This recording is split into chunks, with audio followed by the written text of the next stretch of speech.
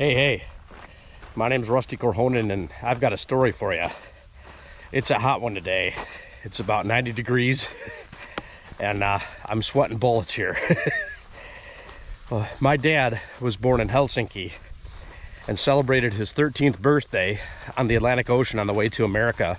His first day of school was Valentine's Day, but that's another story.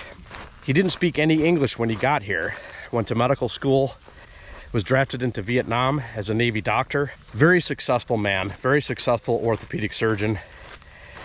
Really a great American success story. One day at our house, we finished dinner, my grandmother was over, and my dad got up and says, "Well, I'm heading to the bathroom." And as soon as he got upstairs, my grandma looks over at all of us and says, "He do that all the time?" We said, "Oh yeah, that's normal." She laughed and she said, "You know why he doing that?" We're like, "No." "Why, Grandma?" She said, "In Helsinki one time, at the middle of the night, we got bombed really bad. And I find the girls, but I cannot find Bert. I look all through house. I am frantic. I cannot find Bert.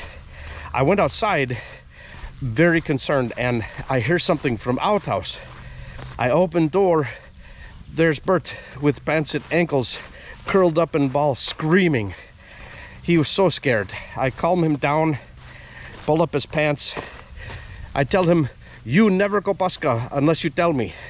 My dad announced when he was heading to the bathroom from then on. Well, he also absolutely loved summertime. He loved fresh vegetables and fruits and loved sweet corn. I remember right after my sister was born, my mother put her foot down and said, "It's time for a bigger house." Well, the very next day, my dad showed up in a brand new silver 911 Porsche. And his justification for it was, "I'm never gonna have the chance to buy another toy. My practice has finally taken off. If we're moving to a bigger house, I gotta do this now." And he loved that little car. It was not a status symbol. It was really just a toy. He especially liked to drive it with the top off. It was a hard top. I remember one time we stopped for ice cream. It was a real hot day like this. And I couldn't eat that ice cream fast enough. It was getting all over the back seat, and with that wind coming in with the top down, I was worried I was gonna get it all over my dad's car. So I put my arm up, hoping that the wind would take all that melted ice cream off, pulled my hand down, and there was just a cone. So I looked back, and there's a guy in the car behind me shaking his fist out the window, windshields, the wipers going like crazy, with ice cream all over the windshield, smearing everywhere. That's the kind of fun we had with my dad's Porsche. He liked to drive fast and with the top down. One of my friends told me that a speeding ticket was just a renewal for him to go fast. But I don't remember him getting any speeding tickets. He was one of the, I think for a long time, he was the only doctor in the county who had gunshot experience from his Vietnam days. One of the things he brought from Finland with him was the love for summer and fresh vegetables and fruits. Anytime he could get something fresh in the summer, we got it. Cherries, cucumbers, tomatoes, corn. He loved sweet corn. Well, he had a patient from a farm who got in a really bad accident. My dad fixed him up, and because it involved so many surgeries, the bill was pretty hefty. And back in the 70s recession, this poor farmer couldn't afford to pay the bill up front. So my dad worked out a payment plan with him, and anything my dad needed, he got. He said, "You call anytime you need farming advice, you want produce, we got it." And I remember throughout the years, my dad would bring home cucumbers and tomatoes and sweet corn and everything. One summer night, my dad came home and said, "Hey, go get the corn out of the car." So I was expecting to open the front trunk on that Porsche and find a little bushel basket or something. He had stuffed more sweet corn in that car than I thought was possible. His patient called him and said, "Hey, Doc, you have to come and pick up some sweet corn. Because of the drought, because of the warm weather, all of our fields are ripening at the same time. We can't get rid of it fast enough, so please come take some." Well, my dad stopped out there with his car. He stuffed this car so full of corn on the cob. He had enough room for him to steer and shift.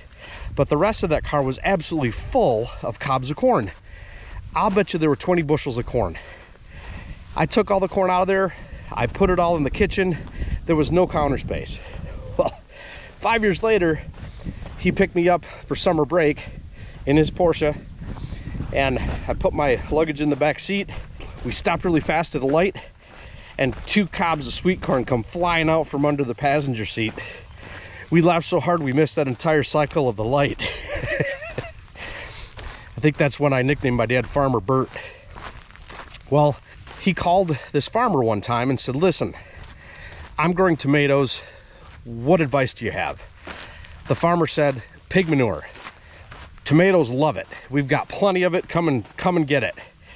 Well, thankfully, he didn't use his Porsche that time, but he had this pickup truck he affectionately called the Fleet. Well, he drove it up there. He filled this truck as full as you could get it with pig manure. Of course, he didn't put it in bags or anything. Just as he was getting it ready to leave, his pager goes off. He got called into the emergency room.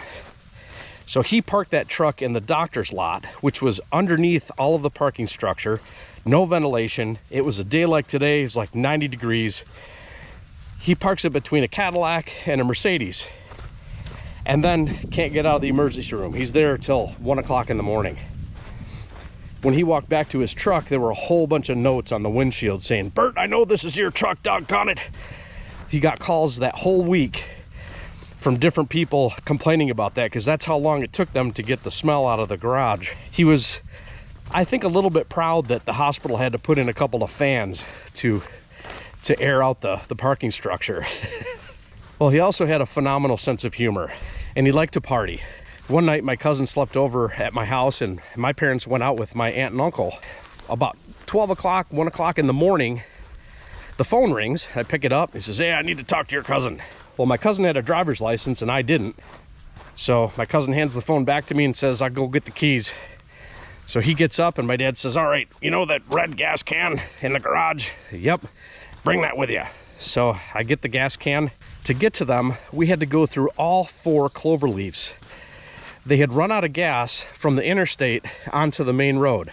Halfway up this clover leaf, my uncle had a Chevy Chevette. He affectionately called that the Shove-It. So I hand the gas can to my uncle. This was an unleaded gasoline car. Well, this was a regular gasoline can. The diameter of the spout was significantly bigger than the hole where you put the gas. My uncle starts cussing like a sailor as gasoline is going all over the car, all over his shoes and pants. My cousin and I looked at each other thinking, boy, we're gonna get in some trouble for this. Just about that time, a state police officer comes up from behind us. Says, is everything okay?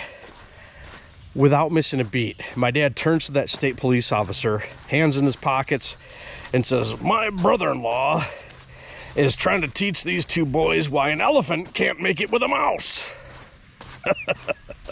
If you like that story, please hit the like and subscribe button, and check out the other 2 stories I've got listed on the end screen. My name is Rusty Corhonen. Thanks for watching. I hope you have a fantastic day.